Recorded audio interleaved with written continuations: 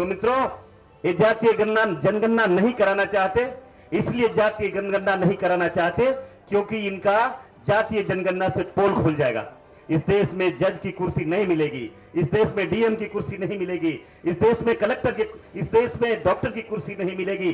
जूता और गीता पर इनका कब्जा नहीं, इसलिए काम नहीं कराना चाहते।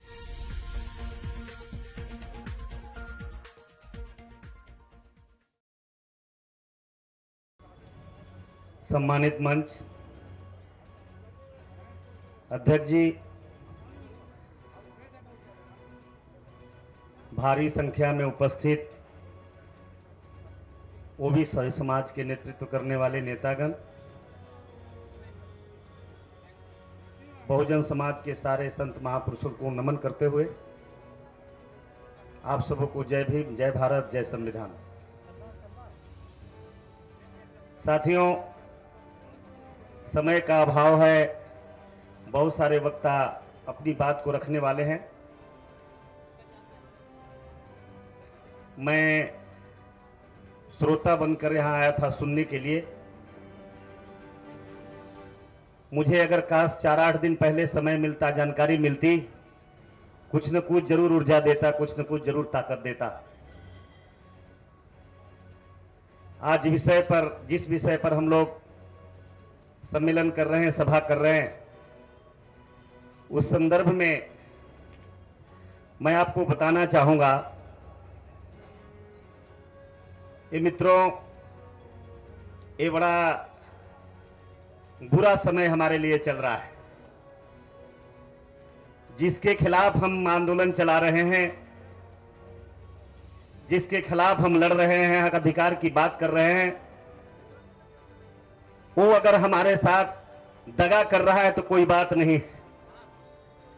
एक शेर मुझे याद आ रहा है कि मुझे तो अपनों ने लूटा, गैरों में कहां दम था, मेरी कुश्ती वहीं डूबी जहां पानी कम था। अफसोस है मित्रों, जिस दुश्मन के खिलाफ हम 85 और 15 की लड़ाई लड़ रहे हैं, मनुवाद, ब्राह्मणवाद, फांसीवाद के खिलाफ लड़ रहे हैं, लेकिन बड़ी अफसोस की बात है कि जिनको पाल पोस कर बड़ा किया, नेता बनाया, ओबीसी के नाम पर, एससी के नाम पर, एसटी के नाम पर, एनटी के नाम पर, डीएनटी के नाम पर, बीजेएनटी के नाम पर, जिसको सदन में भेजा और सदन में जाकर हमारे खिलाफ लड़ रहा है, अगड़ों को, दुश्मनों को आरक्षण देने पर मुहर लगा रहा है। अफसोस शेर उसके लिए मैंने कहा था, दुख इस बात के। अगर वो हमारे साथ अगर होता तो आज इतना बड़ा मोर्चा बनाकर, हम हतोत्साहित नहीं हैं, हम दुखी नहीं हैं। हम जानते हैं लड़ाई सदियों से हमारा पुरखा इसी तरह से लड़ते आया है और हम लड़ते रहे। हम लड़ने से भी पीछे नहीं हटने वाले। लेकिन अफसोस है कि अपनों से लड़ना पड़ रहा है, ये बड़ी चिंता की बात है। और वो अपने कौन है? जो बाबा साहब का नाम लेकर देश में सामाजिक न्याय मंत्री रामदास आठवले जैसे लोग बन रहे हैं। बाबा साहब अम्बेडकर के नाम लेकर दलित सेना बनाकर रामविलास पासवान जैसे लोग बाबा साहब के नाम पर हुंकार भर के आज हमारे दुश्मनों को गोद में बैठ करके हमारे ही समाज के लोगों को कब्र खोद रहा है। दुख उनसे आज एक नाम नहीं है, दर्जनों नाम है, सैकड़ों नाम है। तो मित्रों, हमें 2 शब्द जो आज बोलना है, खास करके जो आज के कार्यक्रम का एजेंडा है, और एजेंडा आज है जातीय जनगणना। मैं 2 शब्द जातीय जनगणना पर अपनी बात को रखूंगा और 2 शब्द मैं ईवीएम पर अपनी बात को रखूंगा। मित्रों, आज हम उन्हीं से मांग रहे हैं, ये मेरे बाप दादा ने जाति नहीं बनाया, कोई यादव ने, कुर्मी ने, कोयरी ने, लोहार ने, बढ़ी ने, चमार ने, पासी ने ये जाति नहीं बनाया।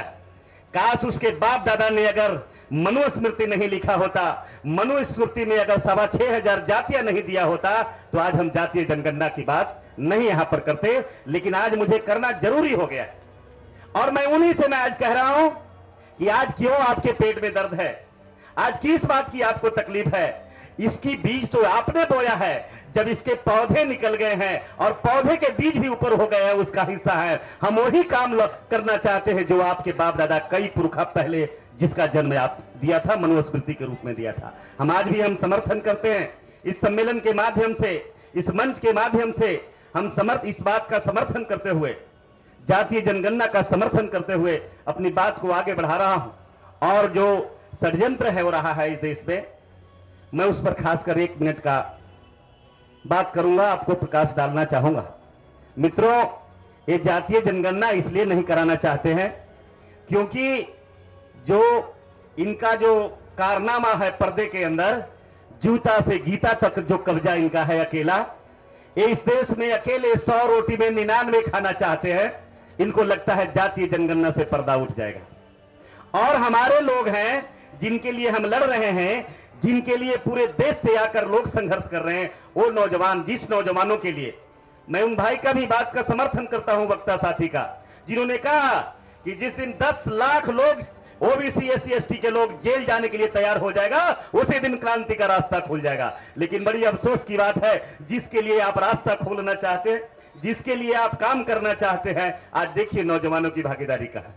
यहाँ आज भी 90% जो पॉपुलेशन है, जो लोग आए हैं, वो सारे 60 साल पार कर चुके हैं। हम लड़ रहे हैं 24 साल वालों के लिए, अरे ओबीसी फ्रंट लड़ रहा है 15 साल वालों के लिए, 25 साल वालों के लिए, 30 साल वालों के लिए, 40 साल वालों के लिए, और उनकी आज भागीदारी यहां पर नहीं। तो मुझे तो यही लगता है, या तो हम ही लोग कसूरवार हैं, या तो ये लोग कसूरवार हैं, या तो वो लोग कोई काम के नहीं है जिसके लिए हम काम करना चाहते हैं, जिनके लिए हम लड़ना चाहते हैं। अफसोस इस बात की। मित्रों, ये जातीय जनगणना के सवाल पर मैं ज्यादा बड़ी बड़ी बातें तो नहीं कहूंगा, लेकिन मैं 2 शब्द यही कह करके जाऊंगा कि मैं आज से, आज की तारीख से आपके ऑर्गेनाइजेशन से जोड़ रहा हूं। कोई जानता नहीं है कि किसके जुड़ने से, किसके जाने से क्या होगा, लेकिन इतना मैं जरूर कह रहा हूं, जो भी आपने जो चिराग जलाया है, जो ज्योति जलाया है, ज्योति का तेल का एक हिस्सा राजेंद्र सिंह यादव आपके आंदोलन से जरूर खड़ा रहेगा। हम बड़ी बड़ी बातें नहीं यहां करना चाहते। हमारी क्या हैसियत औकात है, हम खुद अपने आप पे जानते हैं। हमारे हैसियत और औकात होती तो आपके साथ यहां हम बैठे नहीं होते, वहीं बैठे होते जहां नरेंद्र मोदी लोग बोलने वालों को गुंगा बना करके बैठा है, हम भी वही होते। तो हमारी कोई हैसियत नहीं, हमारी कोई औकात नहीं। तो मित्रों, ये जातीय जनगणना नहीं कराना चाहते, इसलिए जातीय जनगणना नहीं कराना चाहते क्योंकि इनका जातीय जनगणना से पोल खुल जाएगा। इस देश में जज की कुर्सी नहीं मिलेगी, इस देश में डीएम की कुर्सी नहीं मिलेगी, इस देश में कलेक्टर की, इस देश में डॉक्टर की कुर्सी नहीं मिलेगी। जूता और गीता पर इनका कब्जा नहीं, इसलिए काम नहीं कराना चाहते हैं। और दूसरा एक शब्द और मैं बोलूंगा, ये बैलेट पेपर पर, ये बैलेट से नहीं चलना चाहते हैं क्योंकि सारे इनको पता है, आरएसएस लोगों को पता है, पूरे जीवन लड़ते लड़ते बुढ़ापा हो गया, अंतिम समय आ गया।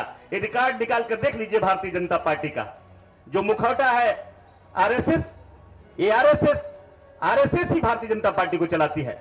लड़ते लड़ते अंतिम समय में आपने देखा अटल बिहारी वाजपेयी को एनडीए के सरकार बनाना पड़ा, यानी नेशनल डेमोक्रेटिक अलायंस 25 पार्टियां एक साथ हुई तब की सरकार बना। और जैसे ही इस देश में बैलेट को खत्म कर दिया, वैसे ही इस देश में एक छत्रराज जो राज नरेंद्र मोदी का है, वो आप देख लीजिए, बेईमानी का सरासर अगर कोई माध्यम है, सत्ता लाने का कोई माध्यम है तो इनका ईवीएम। बिल्कुल इसका विरोध करना है। और 2024 बड़े कम समय है, 2024 में फिर यही ईवीएम आने वाला है और फिर इसी तरह से हमको मंच लगा करके लड़ना पड़ेगा। इसलिए मैं ओबीसी के साथियों, मैं आपसे आग्रह करता हूं, मैं आपसे निवेदन करता हूं कि ये तमाम लोग हम यहां हैं, आप कार्यक्रम बनाइए। और काश अगर हम यहां जो आए हैं, हम देख रहे हैं करीब करीब लोग यहां वक्ता हैं, करीब करीब बुद्धिजीवी है, करीब करीब पढ़े लिखे लोग हैं। हम अगर तमाम लोग मिलजुल करके ऑर्गेनाइजेशन ओबीसी देश, आज इस देश पे आप 55% लोग हैं अकेले। मैं छांट नहीं रहा हूं SC ST NT को, लेकिन अकेले ओबीसी के लोग को मैं कह रहा हूं, आप अगर तैयारी कर देंगे आने वाले समय में, जैसे 10 लाख की बात हमारे पूर्व के वक्ता ने कहा, मैं आज भी मैं कहता हूं, अगले आने वाले समय में आंदोलन का राह, जिस दिन राह पकड़ लेगा, जिस दिन आंदोलन तेज हो जाएगा, उस दिन ईवीएम भी बंद हो जाएगा और आपका जो अधिकार की लड़ाई है वो पूरा होते थे। इन्हीं चंद शब्दों के साथ मैं अपनी वाणी पर विराम लगाते हुए आप सबों को बहुत बहुत धन्यवाद देता हूं। जय हिंद, जय भारत, जय संविधान।